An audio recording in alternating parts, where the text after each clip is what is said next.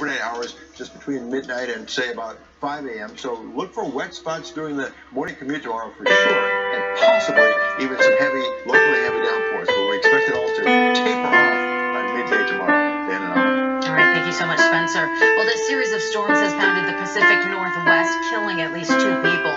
There, the torrential rains caused major flooding, mudslides, and power outages. Heavy mud also shut down parts of Highway 5 in Washington State, where the governor declared a state of emergency.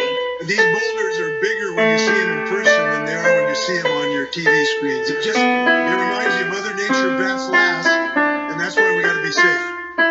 Another big concern, massive waves hitting the coast. In Oregon, the Coast Guard says it will only send boats out if there's an emergency.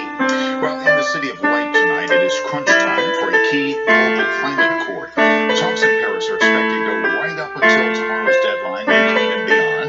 Negotiators have been struggling to narrow down a 29-page draft of a sweeping deal to try to slow global warming.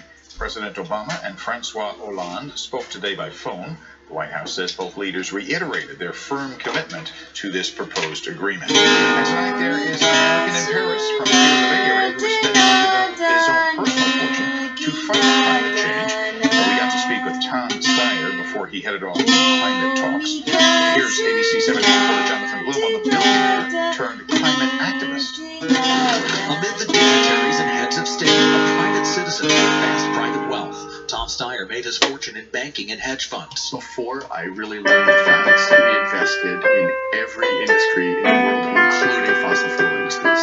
And as I understood the facts and came to realize them, we stopped. Coal and oil are now the enemy for Steyer. 3 years ago, he quit his job to spend much of his fortune promoting wind and solar. We've all come from an economy that was driven by fossil fuels, and we need to go to an economy that isn't. In spreading that message, Steyer's hosted the president at his home, often greeted by fans, but also protesters against the Keystone XL pipeline. For Steyer, that project's defeat was a victory. It wasn't a no to Keystone in our minds so much as a yes. We are going to move to a clean energy economy. As he headed to the talks in Paris, that optimism only increased. The good news about Paris is a lot of the work's been done. President Obama had already met with Chinese officials, a stark contrast to 2009 when China didn't invite him to a key meeting.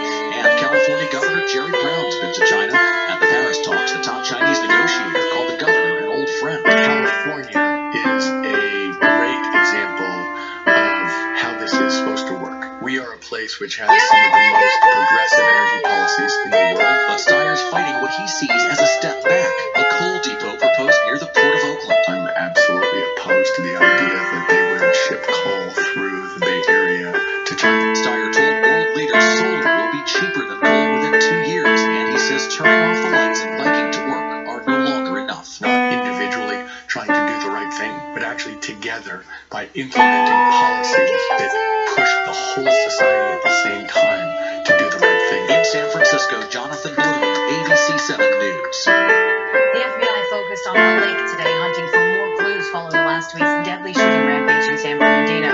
Divers spent several hours in the water at a city park just a few miles from where 14 people were killed. Agents say they received leads about the lake, but they wouldn't say if they were looking for anything in particular. So far, agents have interviewed hundreds of people trying to learn more about husband and wife shooters Syed Farouk and Tashfeen Malik. Tonight, the Senate committee is strongly rebuking Donald Trump's inflammatory proposal to bar Muslims from entering the United States. The Judiciary Committee